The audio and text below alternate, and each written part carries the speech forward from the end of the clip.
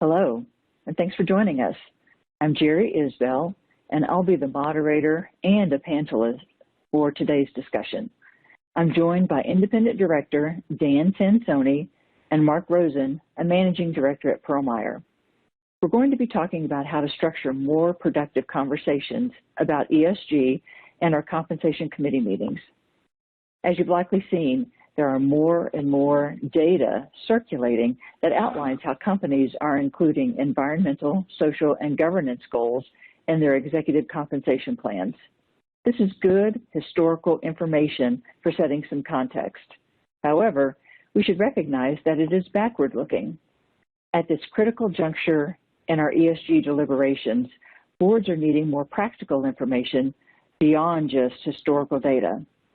Mark, Dan, and I are going to explore some things to consider when evaluating your company's unique position relative to ESG factors and how to determine if your company is ready to include such measures in your compensation plan design. Before we get started, Sienna Breen with the NACD content team will cover some housekeeping notes, and then Mark will start our program. All right, thank you very much, Jerry. This is Sienna. As Jerry mentioned, we have a few housekeeping announcements before we get started. First, I'll talk about the tools you have available in your webinar console. On the left-hand side of your console, you can see all of today's panelists and access their bios. In the top right corner of your webinar console, you can submit a question to be answered by our speakers during the program, time permitting. Please note that if you submit a question, you will be opted in to receive future executive compensation thought leadership from Meyer. And in the bottom right corner, you can download a copy of today's slide deck and access additional resources. Today's slide deck is also available on Meyer.com at the URL on your screen. As always, a recording of this webinar will be available early next week at both nacdonline.org/webinars and Meyer.com. Your participation in today's live webinar earns you credit toward maintaining your NACD credential. NACD fellows will automatically receive 1 skill credit for their participation, and certified directors will automatically receive 1 recertification credit for participating. Please note that you must attend this webinar for at least 50 minutes in order to receive either credit. Finally, we will have a few evaluation questions at the very end of the program, and we would appreciate your feedback, so please stick around at the end of this webcast to answer those questions. And now I would like to turn it over to our next presenter, Mark, to get us started. Thank you so much. I appreciate it. We're going to explore quite a bit of information here, and we're not going to go over read every word on each slide, but I think we're going to get some really good background and comments from our panelists. And the first question we're going to pose here is, are ESG metrics really right for your company? And the answer is, of course they are. But what we want to explore is, are they appropriate for an incentive plan? And the use of ESG metrics in incentive plans is clearly trending upward. We're going to share a little bit of information in a few slides about what we're seeing, but it's really important to understand that these discussions are happening real time. I don't think I've been in a compensation committee meeting this year where ESG hasn't been a topic. So it's clearly something that's on everybody's mind. And the question is, how are these metrics being considered by organizations, and which ones of them are important and potentially could end up in an incentive plan? So at the bottom here, you see a number of questions that companies are evaluating when they're determining what metrics they should be thinking about that could be included in an incentive plan. I think it's really important to understand that people are not starting from scratch here. Maybe some of our compensation consultants are starting from scratch, but certainly not the companies that we're working with. Where do companies stand? And what we find is that we have some companies that are really in the early stages. ESG, and let's face it, when we talk about ESG, there's really 2 components of ESG. Carbon neutrality, which we're seeing an awful lot of, and DE&I, diversity, equity, and inclusion. And while ESG covers more than just that, those are the 2 areas that tend to get the most attention in the near term. So early stage I describe as those organizations that are just now starting to think about it, and perhaps these issues haven't had much of an impact on their business. All the way across to the right, where we see the more mature companies that have thought about this, already have very robust performance metrics that they are monitoring and probably sharing in their sustainability reports, and may have already included in their incentives. Well, how do we think about these ESG goals? And I think it's also very, very important to make sure that anything that you put into an incentive plan is related to your strategy and your value drivers. Jerry, you had mentioned something to me earlier about thinking through making sure that these goals support your strategy. Any comments on that? I think, you know, while there's a lot of external talk and external pressure about ESG goals and whether or not to put them in incentive plans, you really do have to step back and start with your strategy, what's important to your stakeholders, because that's what's going to really make it important inside your company, is to understand what is driving your strategy, what do your stakeholders care about, and when you can understand that, it goes right to what should be included in your incentive plan if you choose to put something in. So I think it's really, really important to start at the beginning. Thanks. This particular slide is something that we've used with NACD before, and I thought it would be important to bring up as we think about how organizations make money and move it from left to right. How are ESG-based goals integrated into that strategy?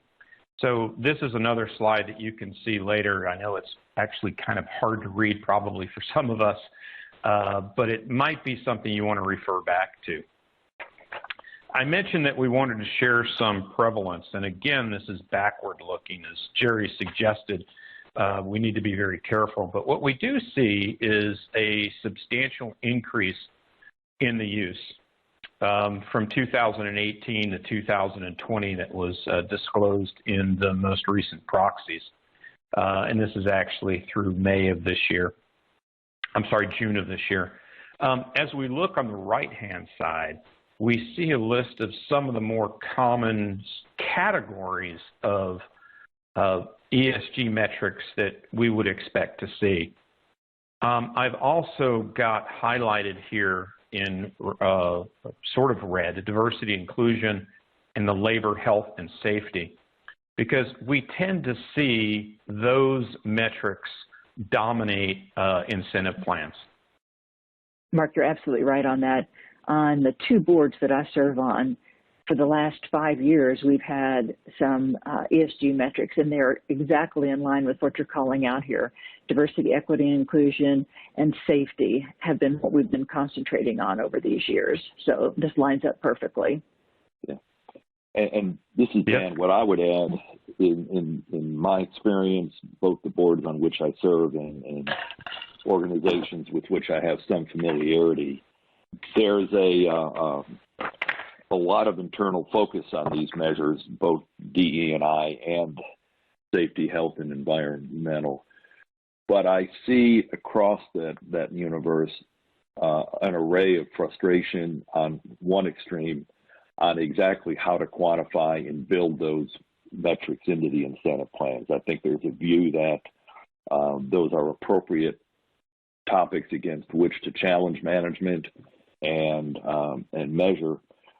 But I sense a great deal of internal angst, if you will, trying to come up with practical, relevant ways to measure and reward in a fair way through an incentive plan these topics. So I would suggest that above and beyond the firms that are identified as already including these items in their incentive plans, there's a lot of thought underway within organizations on how to come up with the right way to factor those into the incentive plan. So this next comment is speculative, but I wouldn't be the least bit surprised if in the next several years we see a pretty dramatic uptick in the inclusion of these factors in the incentive world.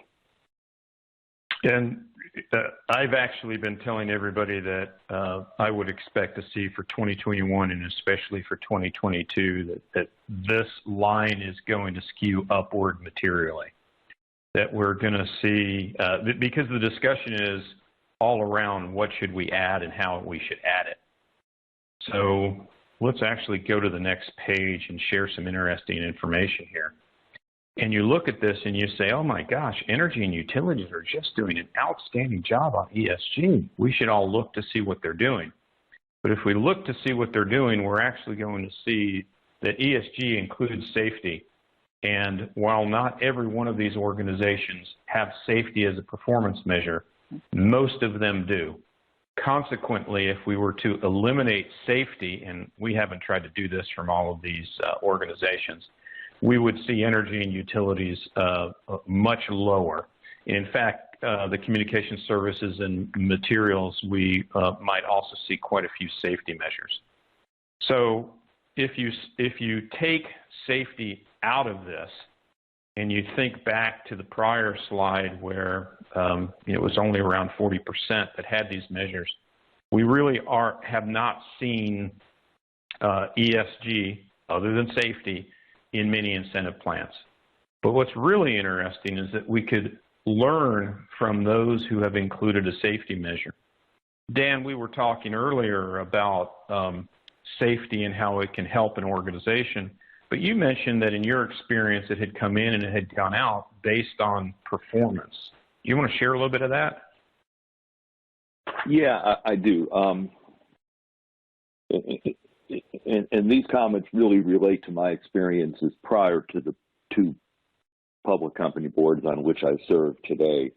But in my career, in a number of large companies, I've seen safety, health, and environmental statistics with an emphasis on safety being included in the incentive plan in a couple of different ways. A straight carve out as, X percent, 15% of the short-term incentive, for example, is going to be subject to safety, health, and environmental factors, where actual targets were set, measured, and slopes were established and factored. And I've also gone through, same companies have gone through cycles where they've removed them completely and taken a posture that, I'm sorry, ladies and gentlemen, but safety is a core value. It's part of doing your job, and we're not going to provide incentive opportunity for doing your job. Just do it. And I don't particularly like that, but I've seen that happen.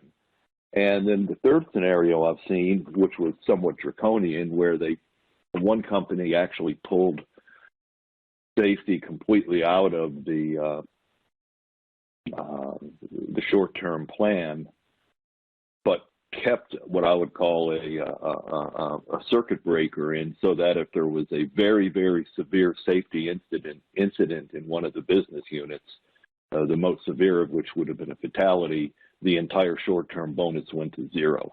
So there are a lot of different ways to do it, but what we struggled with and what led to the removal of some of these metrics from the short-term plan was organizational frustration that they couldn't be measured in a way that was fair and equitable for the organization at large. And then you'd pull them out, go revisit them, add them back in with a better way of measuring and monitoring. So that's a little bit of the give and take I've seen. I'm worried that with ESG, we may see the same thing, that we include it, but it's not in a way that the organization at large feels is representative of their contribution to progress or not. So is that what you're trying to get at, Mark? It is, and we're going to address how we can integrate these into plans, and I use the term in a couple slides when they're kind of squishy. So let's keep moving forward and go to our first polling question. All right, so here's our first question. Trying to get an idea of who we have on the line. So if you could just pick an industry just from one of the boards that you're on, whether it's energy, utilities, communication, materials, healthcare, real estate, financials, IT, industrials, consumer staples, consumer discretionary, or other. And let's see what what representation we have on the line here. Nice representation for healthcare, financials, IT, and frankly, a smattering of everyone on the line. So that's terrific. So a well represented group across the board here. So I think we have another polling question right after this. So do you have an ESG metric in your current incentive plan? So let's see how we're going on that for right now, if people have already addressed it and gone so far as to put it in their incentive plan. Yeah, be careful answering yes here because we might bring you onto the panel. Okay. So, Mark, does that line up with what you were expecting to see, where we, basically a third say yes and 2/3 say no? I was thinking, Mark, that maybe you had seen some other results from some of your client companies, and is this where you see your client companies coming in, or someplace a little different? Yeah, actually, I have a good smattering of energy and industrial, so if you throw in safety, I would say this is right, but given the profile of the organizations participating, this is actually really good. This is quite high. So now, it is also possible that when we say it is integrated into our executive comp program, it is a more subjective measure. And we're going to talk about this in a moment because that's one of the ways in which organizations are integrating this when they're having trouble, or as I mentioned, they have those squishy metrics. The key in identifying ESG is really what is important to you. So as we mentioned earlier, and we talked about safety ad nauseum, safety is important in certain industries, and it is critical to the license to operate. You cannot have an organization that is unsafe, or you're going to be shut down. But the point is, what you are thinking about from an ESG perspective, and if you haven't thought about it as a board member, your company probably has, because we talk about ESG metrics on the company websites, in sustainability reports, in lots of things that are public. In investor days, it's almost always a topic of discussion or a question from an analyst. So companies have already communicated what is important. The narrative and many of the baseline goals are already there. If you look at different organizations, they describe very often, and let's not forget that in the 10K this last year, we had our first requirement to disclose some human capital management metrics. So there are many metrics that have already been publicly disclosed that establish that baseline. Of course, many of these are not ones that you really want to disclose just yet. For example, as we look across the world, if you have a global organization, it's fairly easy to determine the split of male to female. But while we have fairly robust measures of racial differences here in the United States, being able to measure that in other jurisdictions is quite different. And they may have a much different workforce that is less diverse than we would see here in the U.S. So thinking about those points and being able to measure these are extremely important. We're going to talk about that a little bit more in a second. I mentioned safety. The key points here, sustainability and ESG, is about the license to operate. The ability to be a good corporate citizen and not have your consumers, your customers, your stakeholders say, you aren't a good corporate citizen, you shouldn't be here. We shouldn't allow you to operate. So that's part of what sustainability really is. Customers and employees have this expectation that you are going to treat people fairly and be reasonable. I mentioned the DE&I and the differences in global. So we know what's important to the organization and why we can have a discussion at the board about prioritizing which are important.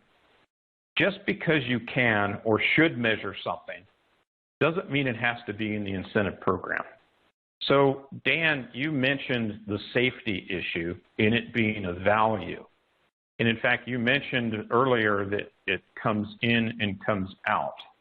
any addition, or in an organization you work with, it came in one year and came out another year.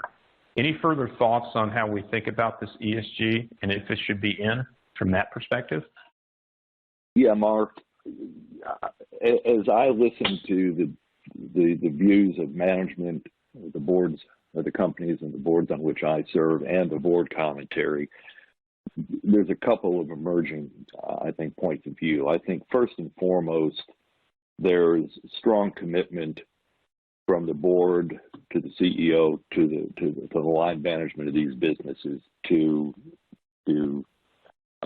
have significant commitment to these ESG, the relevant ESG factors. So that's not at risk here, or that's not a question. And I think secondly, as you pointed out earlier, in both of these companies, when you start to dig into the really important metrics that are, in many cases, specific to the businesses or industries in which they operate, these companies are measuring a lot of stuff and have been measuring a lot of stuff for a long time.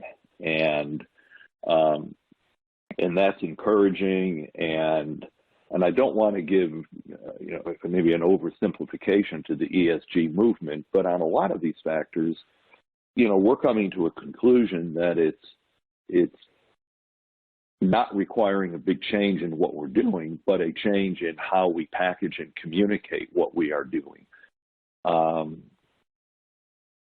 So I think it's a little bit unique to the industries. So, chemical industries, oil and gas, extractive industries, they're going to focus really heavily on some of these environmental metrics, whether it be carbon emissions or carbon neutrality, whether, in mining, whether it be reclamation considerations and water runoff or environmental releases, et cetera. And then other industries, it's going to be a whole different array. But we struggle on which ones to bring forward into the incentive plans and how to set the metrics. But I think if I had to predict, we will have more ESG specific metrics creeping into our incentive plans in the future. But I do think they're going to probably be underweighted considerably as compared to the core financial metrics, but they'll be there in some fashion. Yeah, I don't want anybody to think that I'm pushing here not to implement these things, but rather we need to be balanced in how we go about doing it.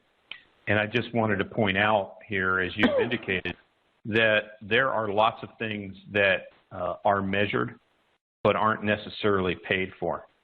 And I hate to keep coming back to safety, but you can take two companies in the same industry that compete against each other, and one might have a safety metric and one might not. So I think that's a perfect example. Now, many of my clients are very interested in how to go about doing this, but they don't necessarily want to be leaders on this. They want to be in the fair way. I would suggest that there are already some leaders in looking at how we do it. And in a couple of slides, we're going to show how that might work. If I could add on, when I think about, we talked about leadership is what's going to drive change and drive culture. And so when I think about what is it that the leaders inside the company are talking about, whether it's DE&I or safety or talent management, whatever it might be, I think if leaders are talking about it in the company and saying it's important, then the employees inside the company are looking for that demonstration that shows that it's important. What backs up their words? Are they walking the talk? And so when you put one of these metrics inside pay and you show people that this is what we're going to pay for, then people know, yes, the management executives are lining up their words and their actions. And I think that's a very important thing from inside the company, and why it's so important to choose what you put in this measure as to what is important inside your company. I just think it's really important. That's a great point. And I would add to that, where I've seen inclusion of a new family of metrics have a significant impact on an organization is when there's a desire to have a new initiative that drives a new programmatic effort or a desire to change a cultural dimension of the organization. And then inserting some incentive metrics to encourage that and elevate its priorities so that management and the rank and file participants in the plans understand that this is important. And I've seen a couple of instances where organizations over the years have brought certain things into the incentive plan that have now morphed into just the day-to-day routine of doing business. But at the time, there wasn't necessarily universal buy-in, and so in order to accelerate the adoption of some of these behaviors or practices, they were factored into the incentive plan.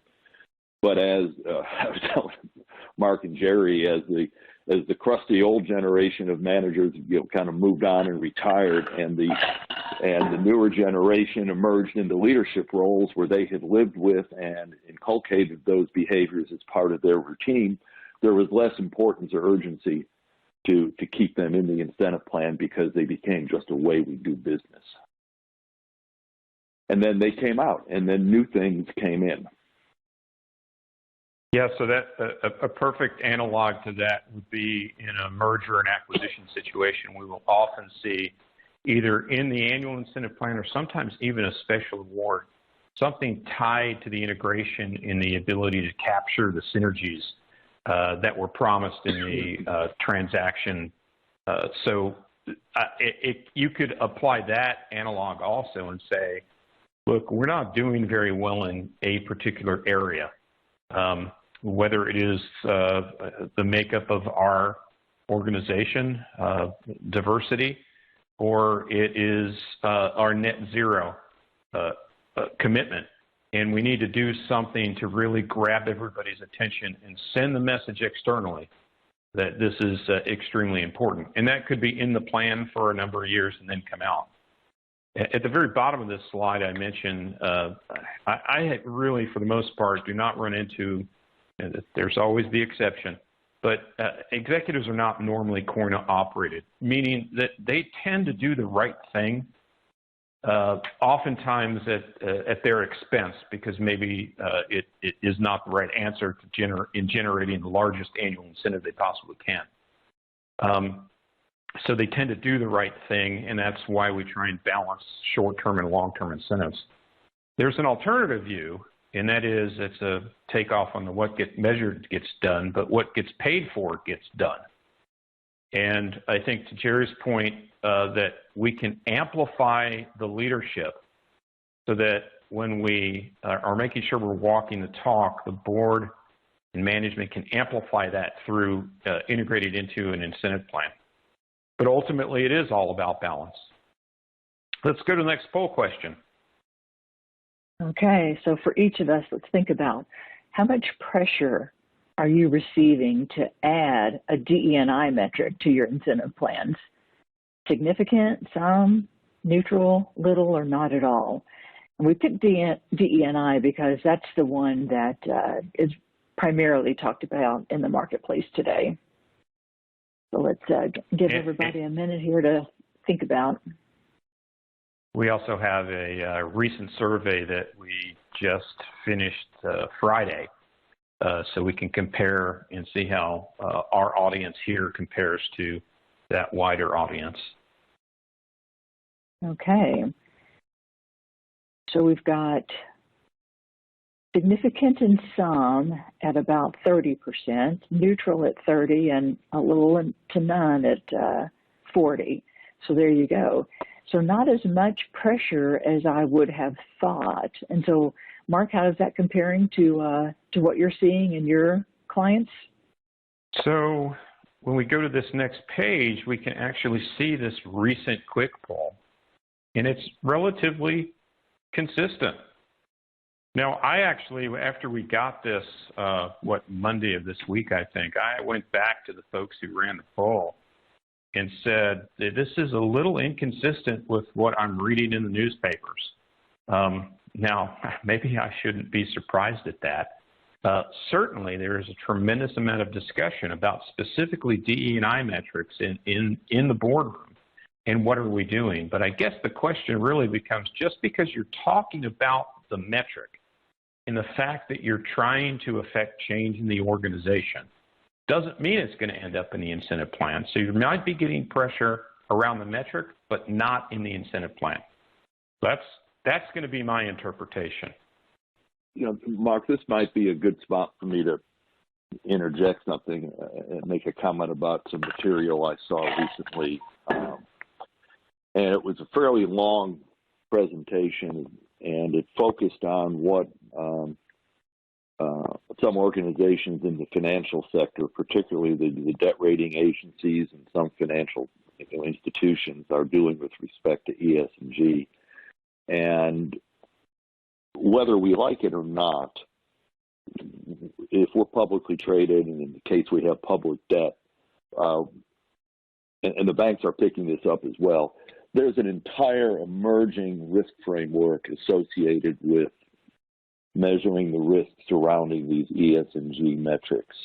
And I've seen some really interesting work done by all three of the major rating agencies that are actually going into great detail quantifying the risk of different organizations within different industries and describing how they're going to incorporate the ESG factors into their debt rating decisions. And I didn't see anything in all this work that even mentioned inclusion or exclusion of these things from incentive plans. But, you know, from my own experience over the years dealing with the agencies, at least at the informal level in discussion with them, whether or not some of these measures or things are included will come up in casual discussion. But it was striking to me how many literally trillions of dollars of rated debt these agencies are involved with, and how they develop these really comprehensive risk measurement frameworks. And all three of them are different. There's no reason to go through the details of them. But we're going to get a lot of help, and we're going to get pulled along, whether we like it or not, on both measuring, and I think to Mark's point earlier, as we see the help we get in pulling forward these types of metrics, it'll become, I think, more apparent where inclusion in an incentive plan might make more sense or might not be necessary. The last thing I'll mention from this series of materials I've seen from the financial sector on ESG, PricewaterhouseCoopers has announced that they intend to hire 100,000 new employees to help advise clients and deal with ESG measures, interpretations, etc. That's a staggering number of warm bodies. So we're going to get a lot of help whether we like it or not. That's the problem with consultants. They identify a problem that you didn't know you had and then try and solve it. I'm going to piggyback just a little bit. ISS releases policy surveys on a fairly regular basis, and in one of their very recent surveys for the 22 proxy season, they ask whether or not non-financial ESG metrics should be included in executive incentive plans, and if so, where. And I think they're thinking, should it be short-term or long-term? And they list several criticisms of ESG metrics, and specifically, could it wind up rewarding executives for vague and poorly defined outcomes that should already be considered part of the executive's job? So I think it's really good that the poll results were that we're not getting a lot of pressure to put these in. So on this slide, we wanted to list some questions one should ask in thinking about whether or not you're ready. So when you've identified some areas that you are that are important to you. The next question is, how do we integrate that? Yeah, if we've decided we want to put it in an incentive plan, how would we integrate it? And how do we know if we've got a good measure? And so we do need to think about the materiality. We need to think about whether or not we have clearly defined quantifiable goals, and at what sort of timeline will they be accomplished over. The objective or subjective measures, and we all know that we can pay for subjective measures. It's just a little bit more difficult. And you can see the rest of these. As we think about net zero, this is one that is very measurable. But the question is, when you look across all of your facilities around the world, is the measure being quantified? And then can we come back and audit it? And I don't mean, I need to be careful, since I know there's a number of CPAs on this webinar. I'm not talking about an audit in its normal sense, but the audit for the people who aren't CPAs would say. So there's a lot here that we can look at, but it's very important to really think about this measure. We're getting quite a few questions, and we're going to leave some room in just a few minutes to work on those questions, so please keep them coming. A few more slides that we want to go through, though, is the next polling question. I think this might be our last polling question. And so we asked before if you were getting pressure to include a DEI metric, and now the question is, how likely is it that you'll incorporate a DE&I metric into your incentive plans for fiscal year 22? So whether or not you're getting pressure, do you think you'll go ahead and incorporate it? I think that's will be interesting to see how our audience views this. And compare it to another recent survey. So very likely and somewhat likely. That's, 55%. Somewhat unlikely. That's very high. Yeah, that's so. It does line up a bit more with what we're hearing about, reading about, people talking about, and seeing some movement forward on putting your DEI metric in. So, Mark, what was going on with your clients? It's also a little higher than our survey results, which is really only 28% are likely or somewhat likely. But I got to tell you, if you consider that we're going to be holding our management teams accountable for these, even if it's not in the incentive plan directly, I think I understand the higher response. And let's talk about that for a moment, because what does a plan look like? And we've got a couple of examples we're going to go through in a minute, but there's basically 3 models to integrate ESG metrics that we're seeing. The first is your standard weighted plan. 80% of the plan might be financial, 20% might be non-financial. You might already have a plan that looks like this. And what we would do is we would look at the different non-financial metrics that are in the 20%, and we would put an ESG metric there. It could be an emissions metric, it could be a DEI metric. But basically you're saying we're going to put this into the plan, and we're essentially going to have to replace something.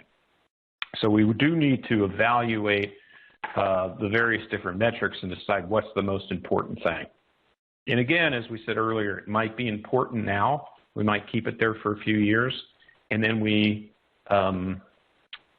could maybe remove it. The second is a modifier.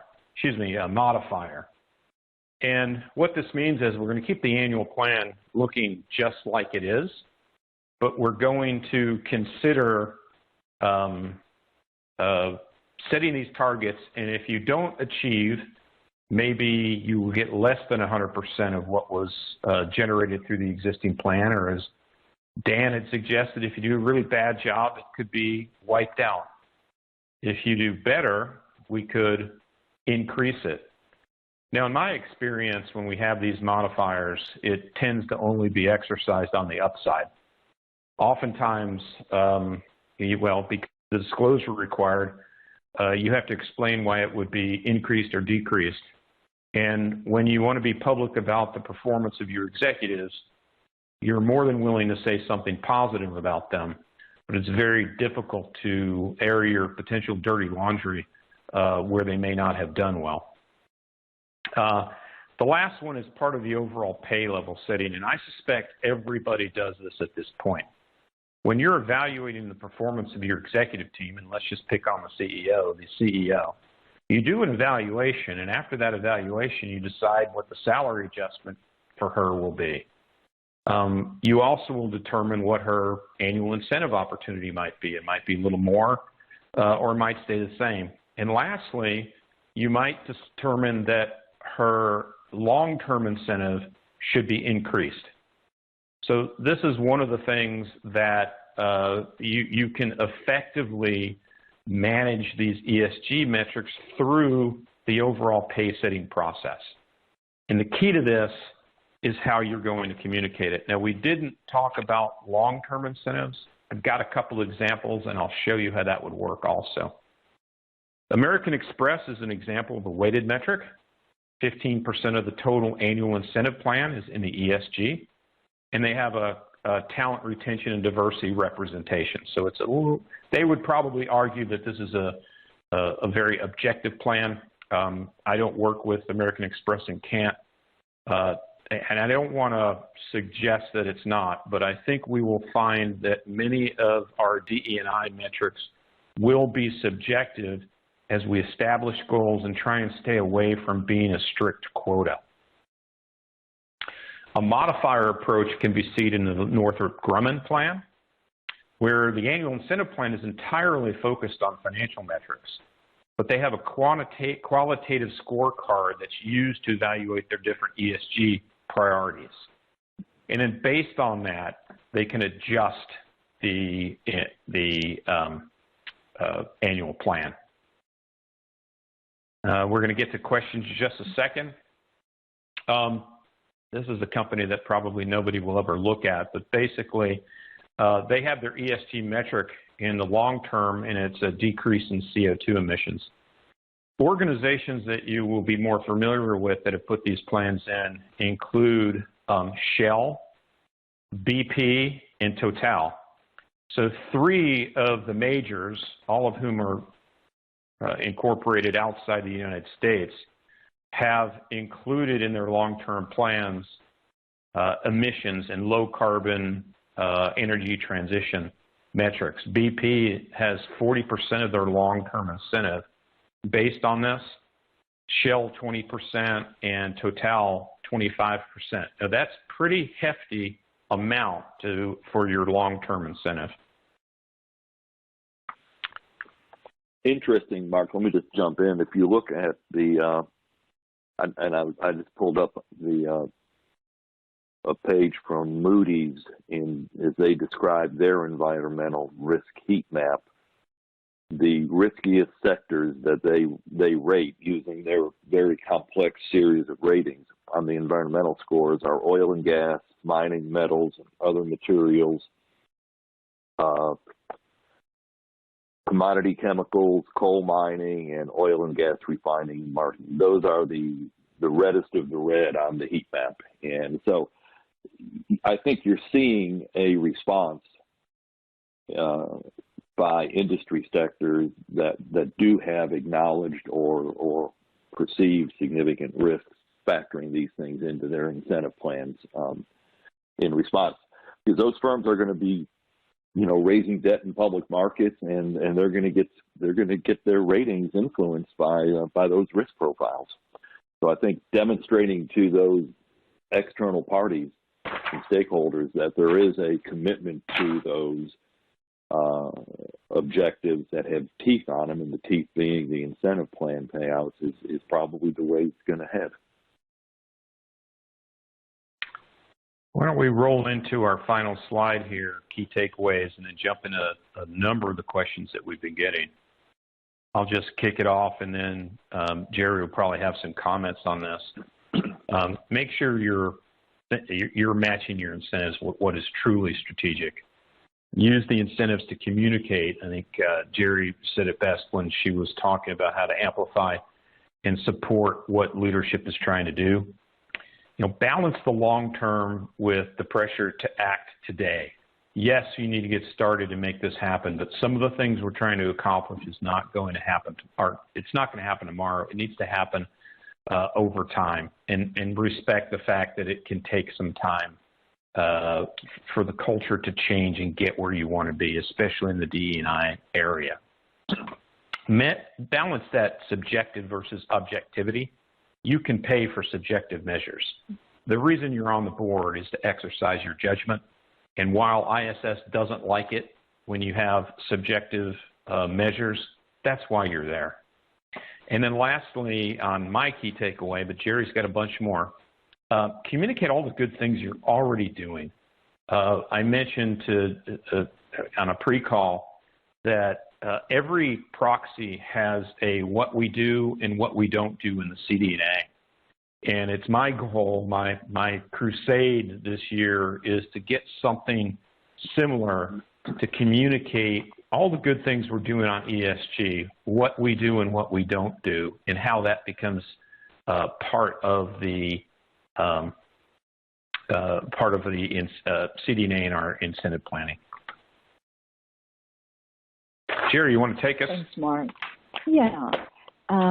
One final comment from me, and then I'll roll right to questions. So when I stand back from incentives and ESG, and I look at the workforce of today and the employees that you have today, the employees that you hope to recruit, I think about these employees want to work for a company that has purpose, and a company that can articulate what they do that makes a difference in the world is important. And many of the items that fall under ESG are the items that line up with purpose. So it's just really important to understand what drives your company's value, your company's purpose, how you support that, how you set your incentives around that, and then how you communicate the things that you're doing, that you're already doing well, and the things that you're trying to drive for your future. I just think it all wraps together really nicely. So with that, let me go to our first question. Since ESG cuts across all the different board committees, whether it's the Comp Committee, the NOM-Gov Committee, or even the Audit Committee with the risk aspects, where should ESG lie from a broad responsibility standpoint? And I'll start off by saying that on both the boards that I serve on, we have put the primary responsibility for ESG within the Nominating and Governance Committee, although Comp retains their responsibilities as it relates to their portion of ESG, and Audit retains their portion too. But broadly speaking, we've put it in Nom and Gov. So Dan, what about your boards? It's a little bit of both. The Nominating Gov Committee at one company has some responsibility for ESG and sustainability, but we have a small board, and it really elevates very quickly to the full board. In the other company, we have recently established a new committee that includes safety, health, environmental, sustainability, and ESG as kind of all part of its charter. But again, it percolates up to the full board regularly. So the full board talks about this stuff on a regular basis at the high level. The committee level activity is focused a little deeper in the weeds on individual metrics and what's being measured, what's not, and how the focus on it is dispersed throughout the organization. So the answer is both, but in both companies, committees have responsibilities for ESG in some form or fashion. And Mark, anything from your client companies? Yeah, so to the extent they're chemical or energy, they tend to have an HS&E, health, safety, and environmental, as Dan was saying, and much of it would reside there. But I would remind you that, and I'm sure this is happening everywhere, ultimately it's a strategy and a board question, and then gets dumped down often into governance, with compensation sort of coming along for the ride.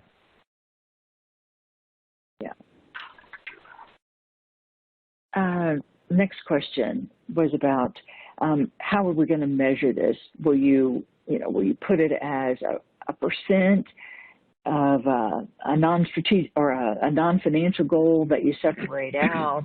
You're going to use it as a modifier. What have you got in your companies? And again, I'll start and say that on my two companies, it is in the non-financial section, and they're dedicated percentages to whichever of the ESG metrics that we have called out. So, and I will tell you that it's also been a journey for us. When we started out, it was squishy, as Mark likes to say, and it was more qualitative than quantitative.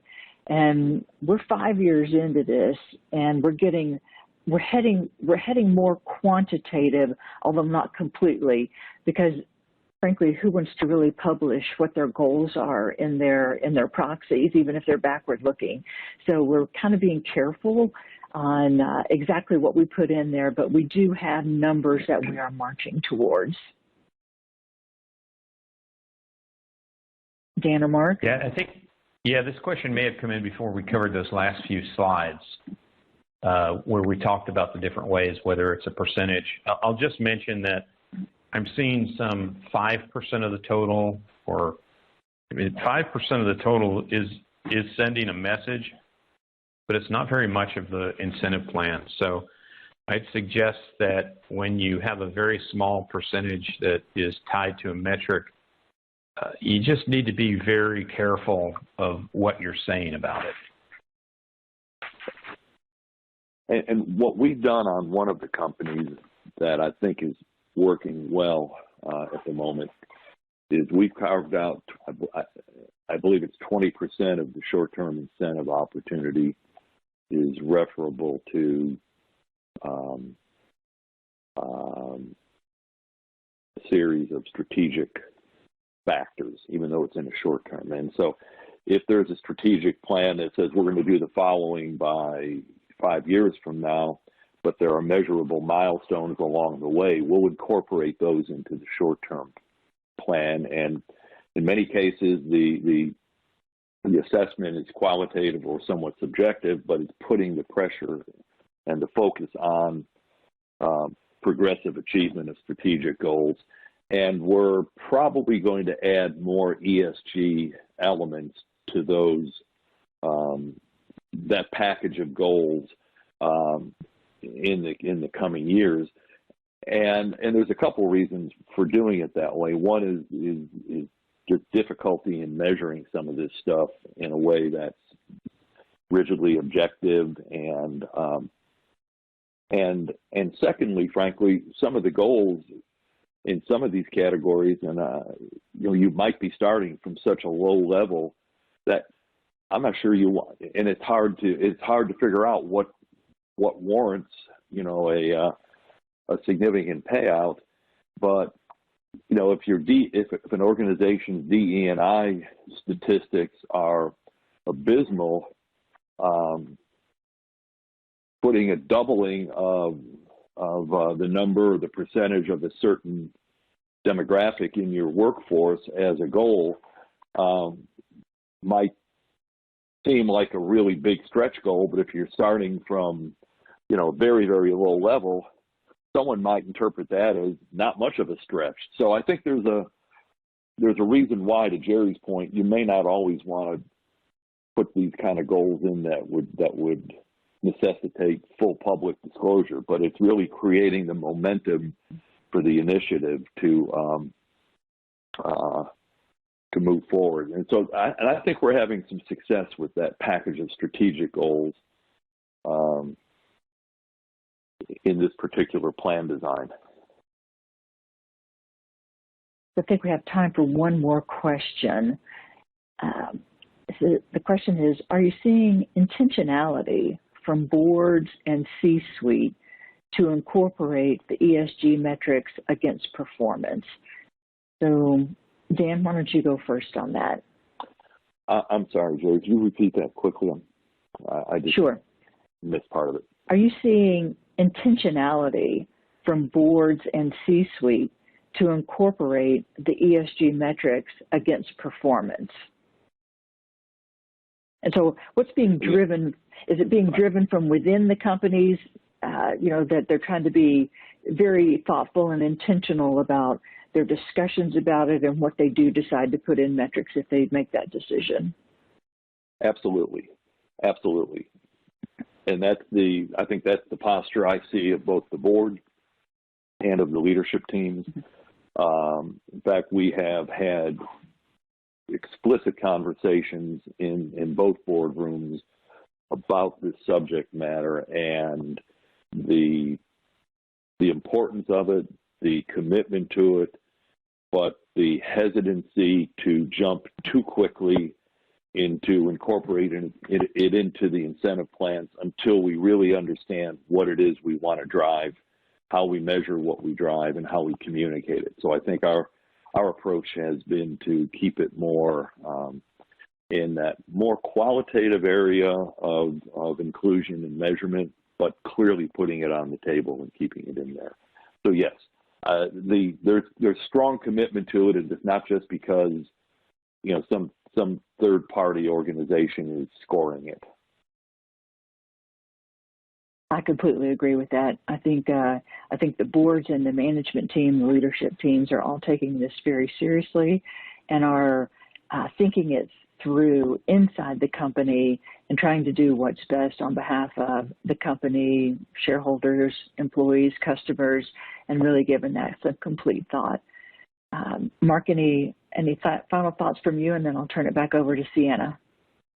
Yeah, so just a final thought is the pressure that we will see, and this applies to a lot of different things, but and a little bit beyond the scope of this session, but as we see more index funds and the governance groups within those institutional owners exercising their governance by voting on say on pay,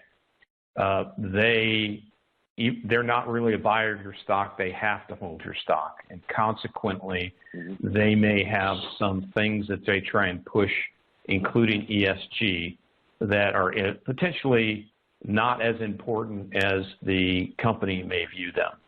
So we need to make sure that we're balancing and understanding who our shareholders are and what they're asking us to do. So I'll just leave it there. All right. Thank you, Mark. Thank you, Dan. Sienna, I will turn it back to you.